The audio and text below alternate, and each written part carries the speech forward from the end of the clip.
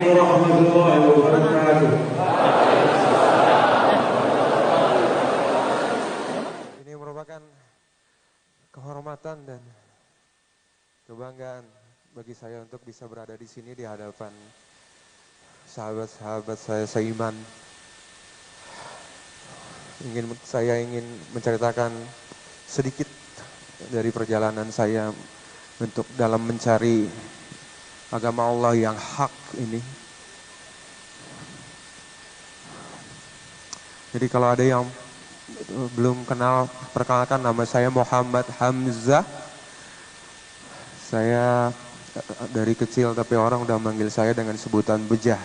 Saya dulu penyanyi, lumayan cukup beberapa album lah dulu. Ya, perjalanan hidup saya begitulah pernah sampai masuk penjara segala. Hijrah 3 kali gagal. Hijrah pertama karena saya nggak tahu ya, niat saya pengen dekat dengan Allah gitu. Karena saya gimana caranya saya mau hidup benar gitu ya. Cuman karena yang saya tahu itu, yang dari saya kecil saya sekolah di Al-Azhar hingga saya dewasa itu kuliah juga di Universitas Islam di Jakarta. Itu kok hijrahnya, amalannya kok seakan-akan kok kayaknya tobat saya nggak diterima sama Allah. Kenapa nih? Lalu saya berpikir, apa jangan-jangan bukan Islam yang agama yang Allah ridhoi?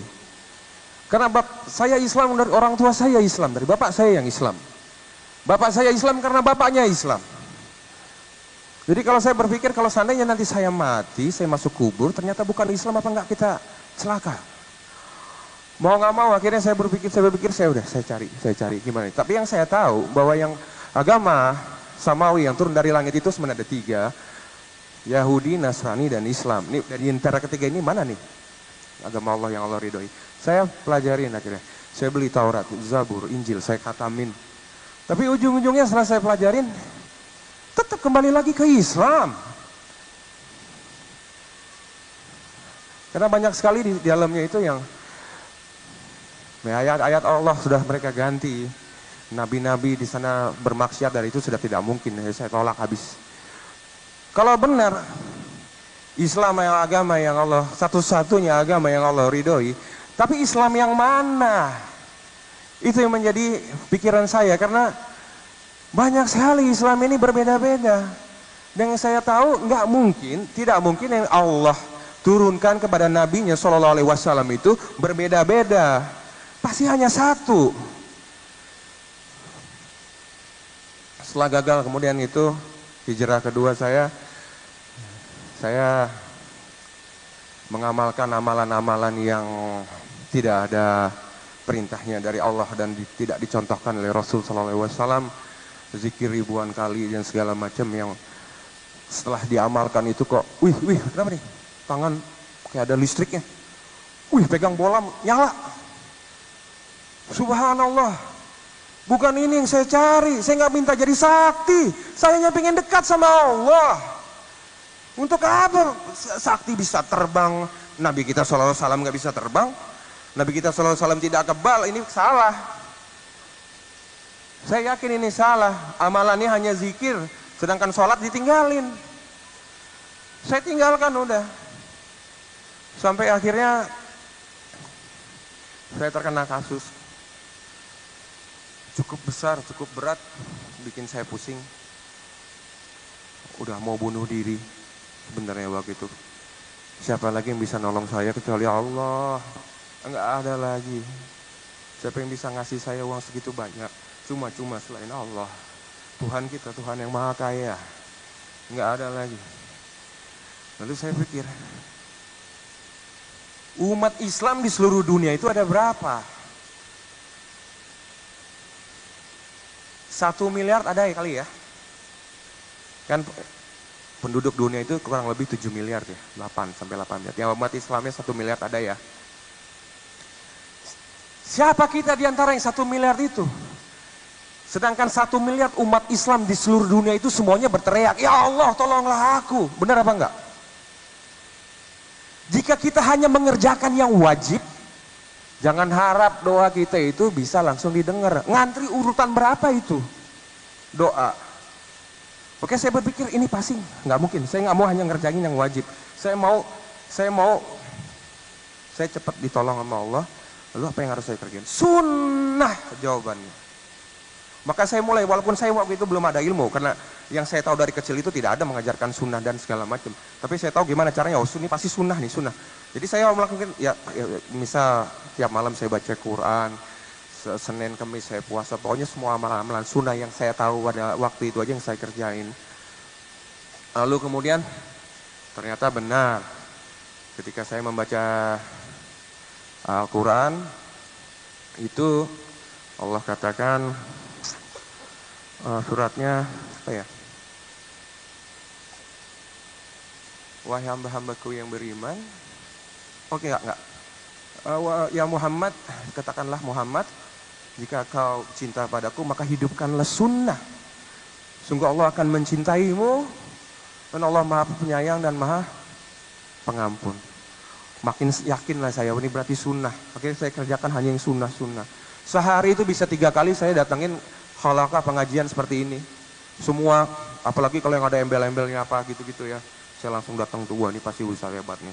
Sampai akhirnya saya kebelinger, saudara-saudaraku. Karena semua mengaku ahlus sunnah. Semua mengaku ahlus sunnah, ini mengaku ahlus sunnah, ini mengaku ahlus sunnah. Sedangkan saya pernah 2 kali tersesat. Saya sampai minta sama Allah nih. Di saat saya membaca ini, bisa diamalin kalau mau. Di saat membaca Al-Fatihah itu sampai nangis, nggak berhenti tuh. Ihdinas siratal mustaqim, ya Allah, tunjukilah aku jalan yang lurus. Aku nggak mau lagi sesat kayak dulu. Tunjukilah jalanmu yang lurus, baik dalam beribadah maupun di dalam dunia ini, ya Allah. Akhirnya Allah tunjukin. Tempat di saat Anda lagi baca malam lagi itu baca Al-Quran. Wahai hamba-hambaku yang beriman, kata Allah, jika kamu bertakwa kepada Allah, maka Allah akan berikan furqan, pembeda mana yang hak dan mana yang batil. Maka pelan-pelan kelihatan, oh ini ngaku ahlus sunnah tapi kok begini, ini kok begini. Akhirnya saya paham bahwa yang namanya ahlus sunnah itu ialah yang menghidupkan sunnah. Sunnah, ya, kita hanya kerjakan sunnah maka Allah akan cinta sama kita. Nah di saat waktu itu awal saya mau hijrah, gimana nih amalan sunnah apa nih? Nah saya coba tuh googling kajian sunnah. Lalu yang keluar itu ialah di YouTube Ustadz Khalid Basalamah dengan durasi 1 menit 4 detik kalau nggak salah, judulnya itu ibadah harus dipaksakan. Jadi beliau guru kita tercinta Khalid Basalamah, dia membacakan ayat surat Al-Ankabut ya, ayat 69. Auzubillahi minasyaitonirrajim, wallazina jahadu fina linahdiyahum subulana wa innallaha lama'al muhsinin. Barang siapa yang jahadu fina, memaksakan diri mematuhi perintah-perintah Allah, menjauhi larangan-larangan Allah, maka Allah akan mudahkan dia untuk mengamalkannya, dan Allah akan berikan dia, tuntun dia jalan menuju jalan surga. Itu tandanya apa? Allah berikan dia hidayah. Jadi namanya hidayah itu sampai tua begini 43 tahun itu nggak datang tuh hidayah. Kenapa? Karena emang nggak bisa datang. Hidayah itu kita jemput. Gimana cara jemputnya?